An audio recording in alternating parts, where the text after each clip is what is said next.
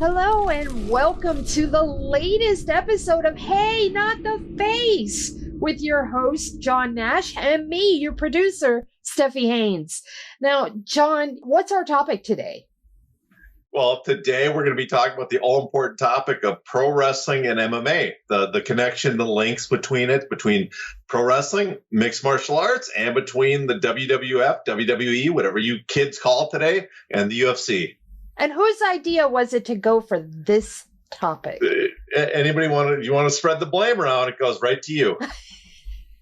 All the complaints should be directed towards you. And this is true because we got into a conversation right after we recorded the last episode, and it was so intense about WWE and how it links up with MMA that we decided that should be the next episode. And so I'm looking forward to this one. I've watched pro wrestling since I was a kid, even though lately I've kind of gotten out of it.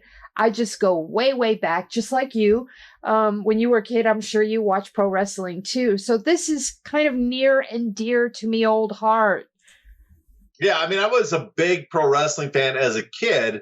I stopped watching around, I guess, late 80s, but I was like, if you ask me, I can tell you everything about Nick Bockwinkel, about Bobby Heenan and the AWA, about the Road Warriors, the Freebird, you can go back, the Crusher. All these figures are really loom large in my imagination. And I've always had an interest in earlier pro wrestling from the era when I was a kid and earlier, and people might not realize that before I started covering the finances of MMA, I did a lot of coverage on the early history of mixed martial arts. When I mean early history, I don't mean 1993 at the UFC 1, I mean 1905 with Salvatore's versus jiu-jitsu judo experts.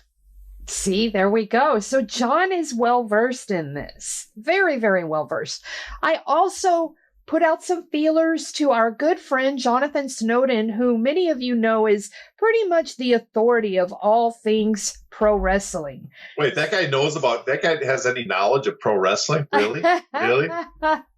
Indeed. And so I did get some comments from him that I'll be interspersing along with this segment. So without any further ado, John, I'm going to go ahead and kick off our first question, if that's all right. Go ahead. Let's go. All right, here we go. Why do some people say that MMA is just pro wrestling? Tell me the link between the two.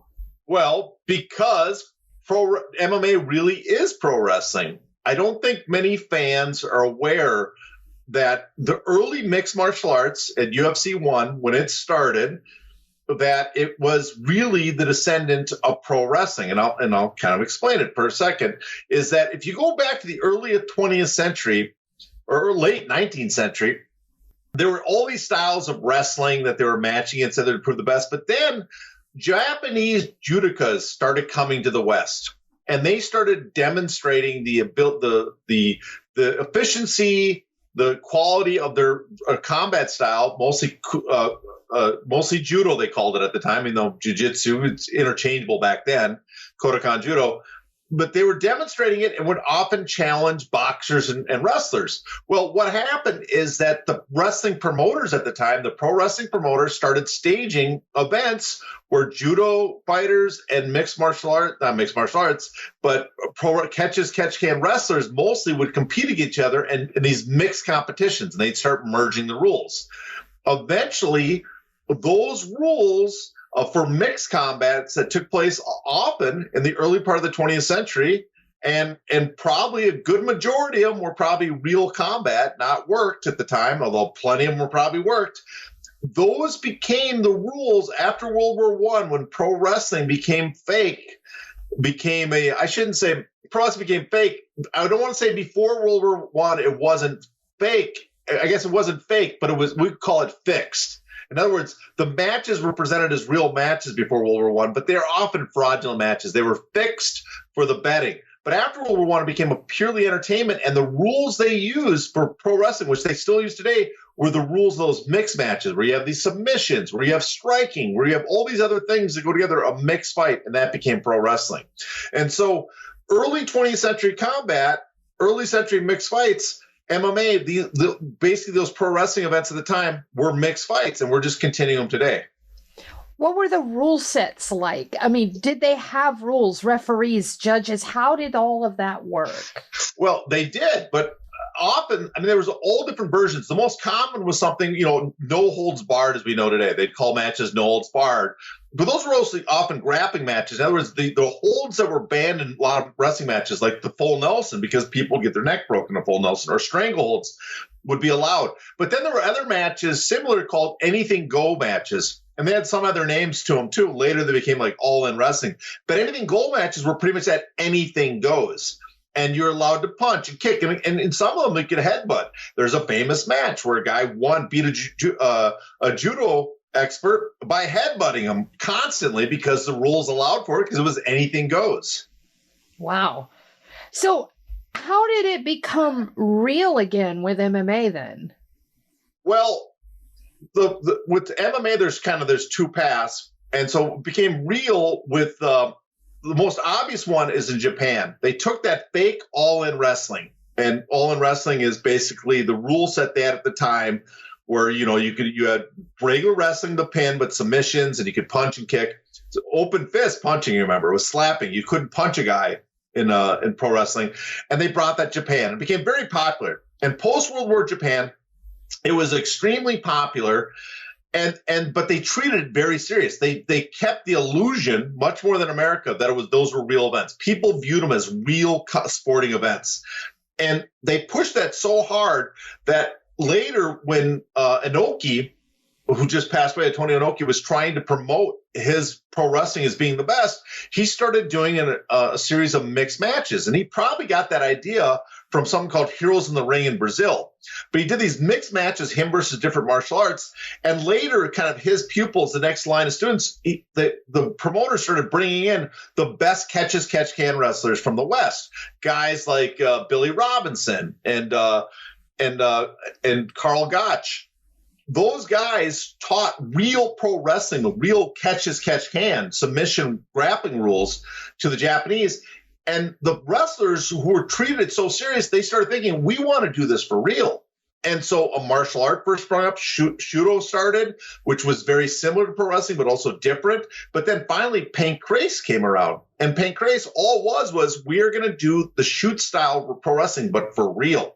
And that came out several months before the UFC. And so you had real pro wrestling in Japan is done at, as first as kind of a show, but then they became more and more sports-like, and that gave birth to rings, and eventually the biggest of them, Pride. I was wondering if you were going to get rings in there, and you did. Now, is there a connection between pro wrestling and the UFC, though? There's just as strong as connection between UFC and pro wrestling as Pancrase and the Japanese pro wrestling. Japanese kept the pro wrestling style and spectacle more than the UFC. But at the first UFC event, the LA Critic was there, talked about how it was from a sport in Brazil known as mixed martial arts. And mixed martial arts, what he was referring to, obviously, was Vale Tudo, the Gracie challenges in Brazil. And so when we talk about, there's always these stories that mixed martial arts was coined in the 90s. No, the term mixed martial arts comes from much earlier than that. In fact, it probably came from Antonio Inoki in Japan, and WWE or WWF at the time in the 70s started repeating it, and that's where it spread through the UFC. The Howard Rosenberg from the LA Times got the term. But Vale Tudo in Brazil, these anything go matches, if you go back further, they came from the Gracie family. Where did the Gracie family get it from? Japanese judokas who had gone to the West, competed in pro wrestling, and brought that style to Brazil and competed in these mixed matches in Brazil. In fact, one of them, Matsuya Maeda, also known as Count Combat in the English for his translation of his nickname, Conde Coma. He taught the legend is he taught the Gracie family. How much he actually taught them is a question, but he did, he started them on the path to judo jiu-jitsu. He taught them, and they picked up the anything goes, and anything goes. Vale Tudo means anything goes in Portuguese. So they're just recreating the anything go fights from America and Europe in Brazil They continued it down to the day, brought it to America. And so the same pro wrestling, anything go matches from the early part of the 20th century is what the UFC is. What about their business models? How close are they linked business-wise? Because when I was speaking with John Snowden, one of the first things he said that defines WWE from the UFC is the length of career of the primaries. For WWE, that would be the wrestlers, and for the UFC, that would be the fighters. And he said that WWE careers are much, much longer. A fighter in the UFC has a super short window. So bearing that in mind, let's look at business aspects of it. Tell us about that. Well, a big reason it went fake or was fixed in the beginning, the reason that the pro wrestling became fake, one reason it's easier to fake pro wrestling is grappling matches. It's harder to tell when you fake it compared to boxing. Boxing had a lot of fraudulent fixed matches, but they're harder to fake a punch to the face than it is a hold that puts a guy in pain, right? Mm-hmm. And forces him to go to the ground to either submit or get pinned. So that was one. But the other reason is the people that ran it, the top wrestlers, obviously wanted to elongate their careers.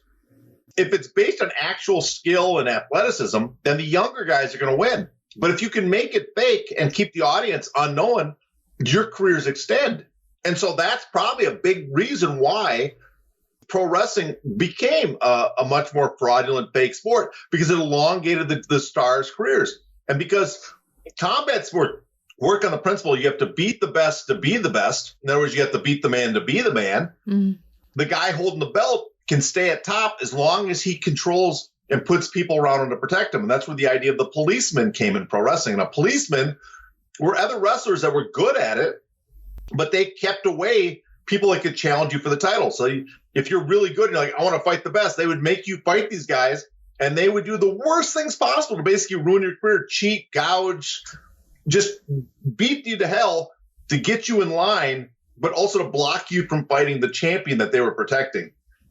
And so where it started getting different from boxing is there was some of this in boxing, but boxing, because of the corruption stuff, the states got involved in the titles. We had the police gazetteer created a title, but in boxing, eventually the New York City State Athletic Commission, the NYSAC, sanctioned the boxing titles. And so you had this independent body saying, we determine who's fighting for the title, and it became harder to defend that title from other boxers. That happened to pro wrestling too. By the end of the 20s, 29, the New York State Athletic Commission started sanctioning pro wrestling titles. And then in 1930, the NBA, the National Boxing Association, created a wrestling title, the NWA. And so you had these independent titles, and there actually is a wave in the early 30s of shoot matches, real wrestling matches, where people are probably trying to take these titles. But it was defeated quickly because promoter Paul Bowser created his own association, the AWA, and created his own title. And that's how pro wrestling got around compared to boxing, is the promoters, first the AWA, the first AWA in 1930, there was a later one with Vern Gagne in 1960, then the National Wrestling Alliance, a group of promoters got together and made a cartel, but they controlled the title themselves. They made these fake sanctioning organizations to keep it in-house. And you can see that today with MMA. The promotions follow the box. They don't follow the boxing model where there's an outside body determining the number one challenger. They follow the pro wrestler model, pro wrestling, where the company owns their title and determines who gets to challenge for the belt. And then the UFC lobbies and greases palms or does whatever they need to keep commissions from reporting their payouts. Well, yeah, that too. I'm sorry, I just had to throw that in there because the UFC seems to have a lot of sway with a lot of commissions. So, all right, let's talk about UFC versus WWE as a business. The UFC and WWE are compared to each other all the time, ad nauseum, and both are the 800-pound gorillas in their industry, for lack of a better term. So are there similarities in how they got to that position? Well, there are some similarities. There's differences because like we said, stars last longer in the WWE. They're created themselves by the WWE or WWF. I'm going to call them WWF. I grew up in a WWF world, so it's just easier for me to call them the WWF. I don't even know what the WWE is, but stars are created by them. So we're in MMA. As much as you control your titles rankings, you still have to win in the cage. So there's less control on that side. There's more risk involved in the wrestling on the promoter side. But they both followed a similar path in that, in fact, the WWF probably laid the groundwork that the UFC was following, because the WWF came in and Vince McMahon, as most people know, in the 70s, he had the idea of expanding it into a national promotion. At the time, America was cut up in the old territories, basically from their old carny, almost mob days of wrestling. But he came in, used his base in New York, and went in and either acquired promotions to acquire their talent and territory, or put them out of business by challenging them directly. And I mean, you look at that and you go, well, that's the UFC model, because when the UFC got on top and money started coming in, what do? They acquired the rivals to take them off the board in WEC and Pride and Strikeforce, or they went directly off after them and made life so hellish for them that they couldn't compete until finally they controlled the industry. And so they both did that, and both of them are basically monopolies in the industry. Both of them offer, and what control, like I guess UFC's controls like 90% of the market. I wouldn't be shocked if for big portions of the WWF's career in the last 10, 20, 30 years, that they've had 90% of the market. One of the things that Snowden also said, that conceptually the two companies are pretty different. He said that even as Vince's wife took a job in the Trump administration and ran as a Republican, you didn't really feel that as a palpable feeling in the WWE, the way that you feel a certain political sway, a political leaning in the UFC. WWE company was doing lots of anti-bullying work and charity stuff, whereas it feels like the UFC has taken an intentional step towards being the anti-woke sports league. Those words are from Jonathan Snowden. What's your take on that? A few years ago, I would disagree. And I don't think a few years ago he would have written that. But you do see in the last few years, they have embraced the idea that they are, anti-woke, that they are not PC, that they have embraced kind of the right-wing politicians, the Trump mega crowd. And that, I think that's undeniable, that seems to be I want to say it's 100% a game, because it's obviously they have people like, the head of it, Ari Emanuel, is tight with a lot of the Democratic Party, although I don't know how tight he is anymore with the Democratic Party leadership. But, and they're not fully on board, but they're reaching out and have some links to them.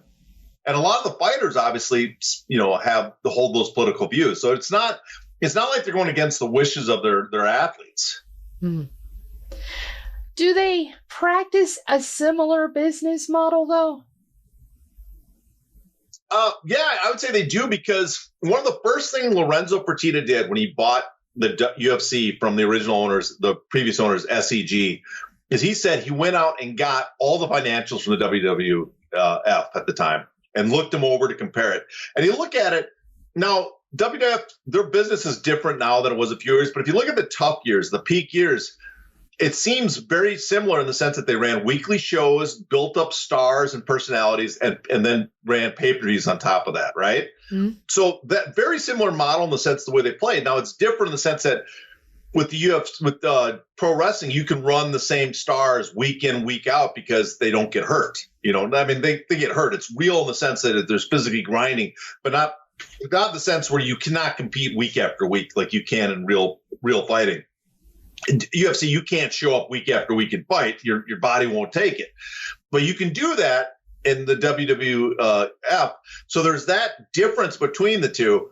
But basic model was we're going to run weekly shows to advertise on a network platform. And at the beginning of the UFC, it was Spike, and then build up towards a pay-per-view basically every month to sell. They also follow similar models in that they both employ independent contractors, right? And so, I mean, and for the WWF, it's absurd to me that they're independent contractors. The amount of control they have, they're not just doing the one showing up for fight week and doing a fight. They're driving around the country doing show after show after show, week after week. And to me, it's very absurd that those guys are viewed as independent contractors, but both employ independent contractors, both lay a lot of the costs on their talent.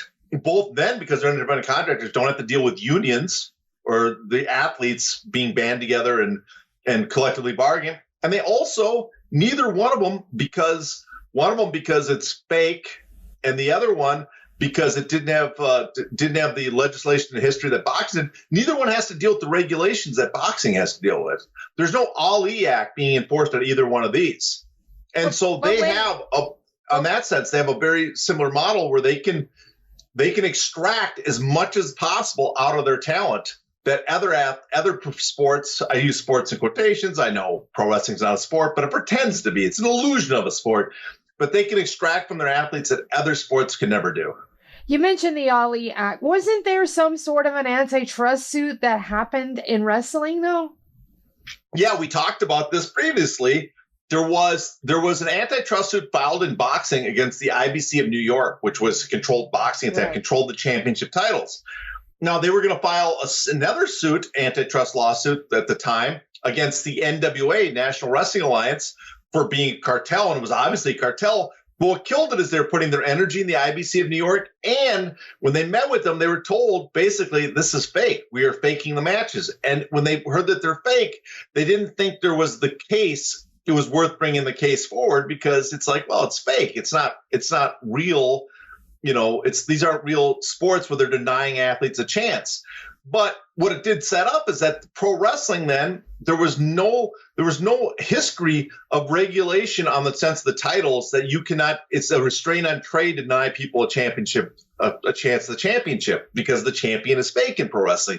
But it laid this groundwork where the promotions, because after that, the AWA created their own belt, WWF created their own titles.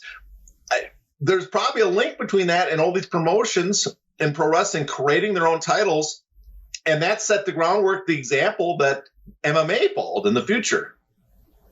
Another similarity that gets thrown around a lot is how both companies control the narrative around them. Is that an accurate comparison?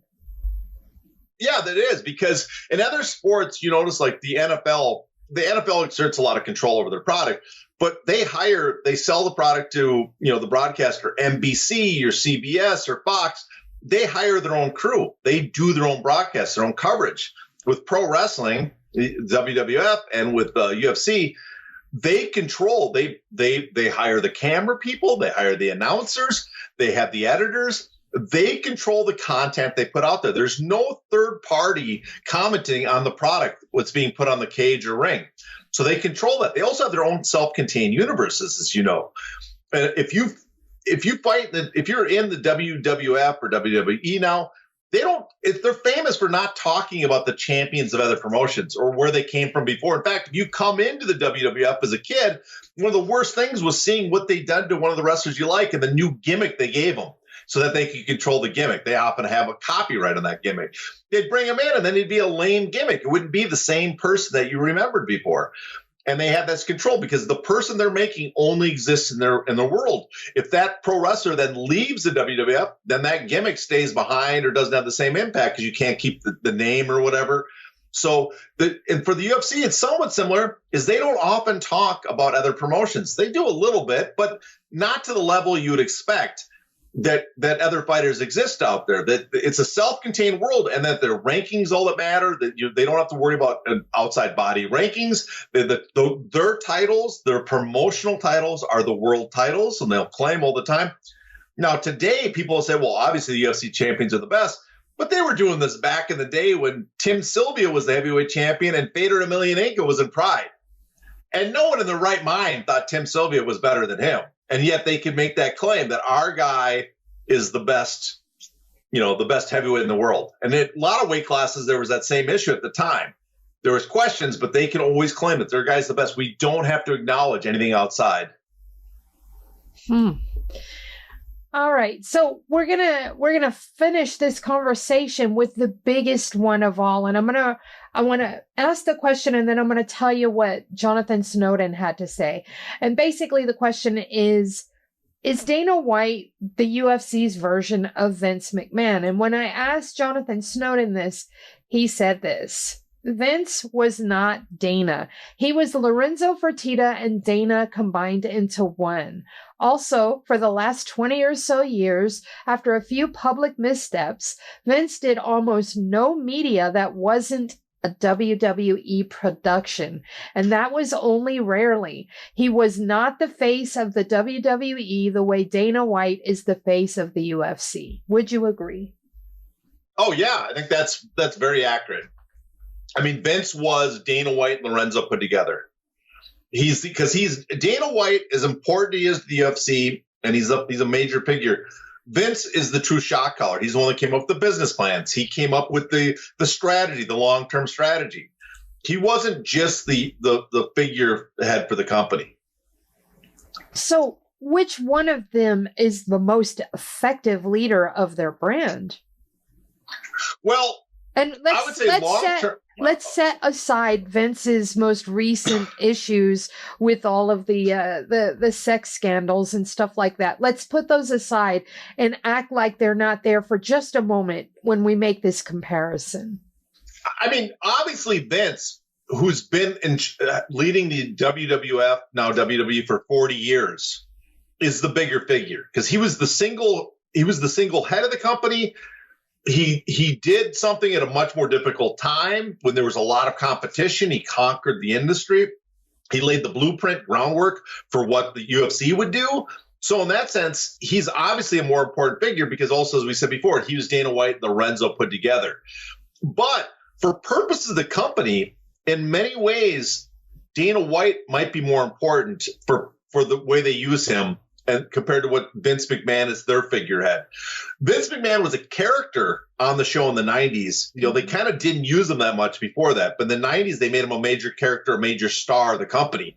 But it was a little late to do what they could have done with him, right? And also because of the length, the longevity of other wrestlers' careers, it's hard to displace the star power of your biggest stars because they're going to be there as well. But Dana White's not the only one.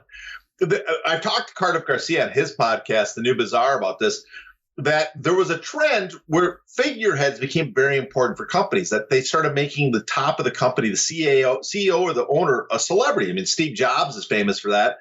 And I'm not saying Steve Jobs was ripping that off from Vince McMahon, but I think there was an obvious comparison to make there in the charisma of them. But you can see Mark Cuban, I think intentionally has made himself a star. Brandon from Virgin Airlines has made himself a star. You got Elon Musk now has become the figurehead of his company, and their presence makes them more valuable for the company, but also adds value to the company. And I think it's something that a lot of companies borrowed from Vince McMahon. And I think Dana White intentionally did that. We all can remember the early days of Dana White, and then when Tough came out, how drastically his appearance changed and his mannerisms.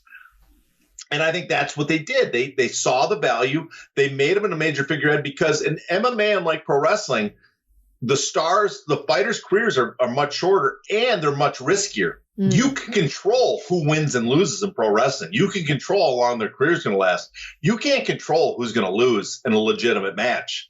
You can kind of protect them for a little while, but that's not going to last forever. So careers, even the best careers, only last a few years. And also you can't control the narrative. So there's always the risk of a fighter leaving. So Dana White gives you the biggest star to be the face of the company, and he's there permanently. Also, unlike Vince didn't deal with outside press much. He was there as a character, but Dana White serves a purpose. He's a PI. They put him in front of all the mainstream press all the time. He speaks on behalf of the company all the time. So him being the figurehead that runs the company, this charismatic presence, and if you don't like, it doesn't matter if you like him or not. He has some charisma, obviously. Yeah, there's something magnetic about him for a lot of people, and so he gets to be this figure where Vince McMahon was much more the real guy that ran the company. He's the guy. I mean, famously, people complain about the storylines. Obviously, he was apparently vetoing storylines left and right. I honestly don't know how much input Dana White has in the company anymore. I think he's busy spending all his time doing the eating crap food and planning slap fests and stuff. I don't think he's out there making all the matches, and we know he's not negotiating the contracts really anymore. But he's as a figurehead, he's more valuable for the UFC. In fact, he's so valuable when they bought the company, William Morris, Endeavor now, they demanded as part of the deal that he stay on. Yeah. And they made it a sweet pot, too, for him to stay on. Yeah, I mean, the story is, and we don't know the full deals, but they apparently bought him out, pay him a large salary, but he's also got now equity back in the company, and he didn't put any of his own money into to get that equity. That's right, and he had 10 or 12%. I can't remember the exact figure, if it was 10 or 12, but before the buyout, he was a 10 or 12% owner of the company. That is nothing to sneeze at. No, he had 10% originally, and then they sold 10% to Flash Entertainment. And no, not Flash Entertainment, the Abu Dhabi United Arab Emirates company. And then so his got diluted to 9%. Yeah, Flash was. Oh, it was Flash. Yes. Yeah, that was Flash. Yeah. But no, he got the 10% after that, right? Well, he had 9% at that point. So when they sold to Endeavor, William Morris, he sold his 9% share. But they said in a earnings call there was some comment that he has shares in the company again. So I don't know what percentage he has. If they gave him back, if that was part of the deal. But he obviously has some shares. The guy has made a fortune on this. Oh, yeah. Would you estimate that Dana is close to being a billionaire? It's hard to say, but it matters what he invested in. If he has the percentage back to what it was, then definitely, because he made his $300 million on the sale, right? Over $300 million. He's made tens of million before that every year, basically. And now if he's back to 9% it wouldn't be that much, but let's say it's even half that of Endeavor, that's $500 million worth. So yeah, you'd guess he's probably a billionaire at this point then. Amazing. And Dana is basically your WWE guy. He's your WWE star because he's the one that doesn't fight. He doesn't get injured. He's there for the long haul. He's shooting all this stuff. His name is all over everything. He's our WWE guy. You know what? I didn't think of that, but he is. He's the pro wrestler in the promotion. He is the biggest. He's The Rock. He's Stone Cold. I'm trying to think. Those are the only new guys I know. And he's Vince McMahon too. He's very much, he's the Crusher and the Bruiser back from my days. So he's all those figures put together. He's Gary Hart from the WCCC, the Texas promotion. I can't remember their name right now. But so that's him. You're right. That's 100% him. He is when we're talking about pro wrestling, there's no one more pro wrestling probably than Dana White. And how would you paint Ari Emanuel? Because Ari Emanuel is a very important person at Endeavor. And in general, Entourage is basically centered around his life. So how does he fit in this WWE overlay with the UFC? Does he have a role at all, or is it just basically the company and Dana White and Vince McMahon? Well, he's more the Ted Turner, back when Ted Turner got involved, that he's the wealthy businessman outside of it who has a personality of his own, but is not hands-on to the promotion. That I would describe him as that, because his interest is not being known as he doesn't want to be known as the UFC guy. His interest is being this major player in industry, and UFC is just being a part of it, small part of that. And he seems to like to be the chess master, too, because when his brother was heavily involved in politics, I don't know if he still is, but when his brother was heavily involved in politics, he seemed to be operating lots of campaign trails and stuff like that and funding them and so on and so forth. So he seems to like to pull the strings, too. Well, everybody in this industry has their hands firmly into politics, and the sad part is that there's a lot of corruption in our country, a lot of revolving doors between business and politics, and a lot of money from politics going into business. But the Fertittas did the same. Remember, they constantly were raising money, lobbying, and they were the ones. Even when they were talking about expanding the Ali Act for boxing back in 2009, they were lobbying to prevent that. Even though MMA had no part in that expansion of the Ali Act, they did not want to expand the authority of that legislation, because what happens then if MMA is incorporated later? Yeah, and they campaigned heavily. Who was the guy that was always there? Sheldon Silver. Yes, with the New York. Yes, with New York, but wasn't that over the culinary union? There was a lot of they were at odds a lot with the culinary union, right? But that was out of Vegas, or was that? Well, the culinary union and Unite Here, the union, they were squabbling with station casinos, and they're still fighting to get unionized, even though they voted for it a decade ago. It's just they've been fighting now for 20 some years to get unions in station casinos. The culinary union, because they were fighting with station casinos, they used their allies in New York and other places. But part of it too is I think at some point Sheldon, he got in his own mind, he disliked MMA. Mm-hmm. And I think he even beyond what they were asking him, they were trying to block and basically punish them in New York for what they're doing in Vegas. But I think even beyond that, he took it on his own. Yeah. He was the main guy that kept us out of New York for so long. Yeah, he's one of them. Right. Probably the number one person, but there was other issues with New York and UFC. Besides just and the final result too is I don't think the bill was great that they passed. It hurt a lot of other promotions because it was designed in a way that only the richest promotions could conduct. Yep. In New York. So is it like that in other states too, or was that just a one-off thing with it being New York? No, it's another. I mean, when MMA was legalized in Quebec too. Quebec. I'm pretty sure it's Quebec. One of the rules was it had to be done in a cage, not a ring. And so that prevented, and I believe too in that territory of Canada that one of the rules was it had to be an 8-sided cage, and only one company has the patent on an 8-sided cage. Exactly. And wow. So there's all these rules were constantly being written, expanding MMA, but often in a way that prevented other promotions from taking advantage of it. Wow. Insane. So in summation, John, give us a quick rundown. Well, a quick rundown is when people try to argue that MMA is not pro wrestling, they're wrong. MMA is pro wrestling. It's just the pro wrestling of the distant past where the fights, not 100% of the time maybe, but most of the time, enough of the times were real and not fake like they are today. So it's, in truth, it's actually much closer probably to the spirit of pro wrestling in the early days than what we have now. And Dana White and Vince McMahon. Brothers, cousins, not even related. They're very from a similar mindset, a similar school of business, and both guys. Honestly, I'm not going to say I'm a fan, but you have to say they've been successful at what they've tried to do, which is also probably not good, but still. Okay, all right. I can dig it.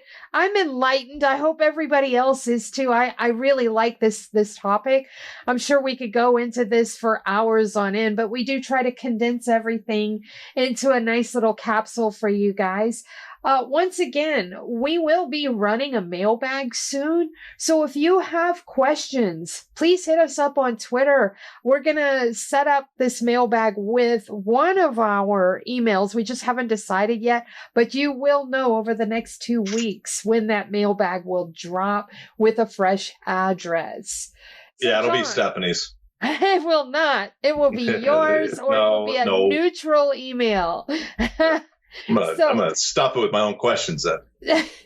Tell me, what do you have on the horizon? On the horizon, well, I'm probably going to be on If the Shoes Fit this week. So I got that. I got another victory lap coming up in the Care Don't Care. And we are talking, we don't know when, but soonish, there'll be the 50th episode of Show Money coming out. So we got to decide when we're going to record that, what the subjects are, but we're trying to think of something special for that. So that might be a mailbag too, but different, we do different types of questions on that than we do here. So yeah, we handle things different. That's the beauty of that show is it's about the business side generally like we do here, but it approaches it in a completely different way because, Paul Gift doesn't know what he's talking about. And Jason's drunk all the time. So it doesn't, Listen to John, always the one in the golden light of the sun. Yes, I didn't have to say that, but yes, that is true. So, folks, John does have a brand new episode of Show Money out. That's Show Money number 49. So if you get over to anywhere you can find your podcast listening lists, we are always there because we are on all of the platforms. So make sure you check out that. And John, where can we find you on social media? I'm on Twitter at Hey Not the Face, and that's really the only social media I do. He has a Facebook, but only I'm allowed to know it. So. Well, I do, but I haven't been on there, and I don't know how long. So. I know. I haven't been on mine in almost 2 years. So I don't even know if it's still active, to tell you the truth. Exactly. But on that fine note, we are going to wrap up the show. So until next time, remember, not the face. Not in the face! Thank you.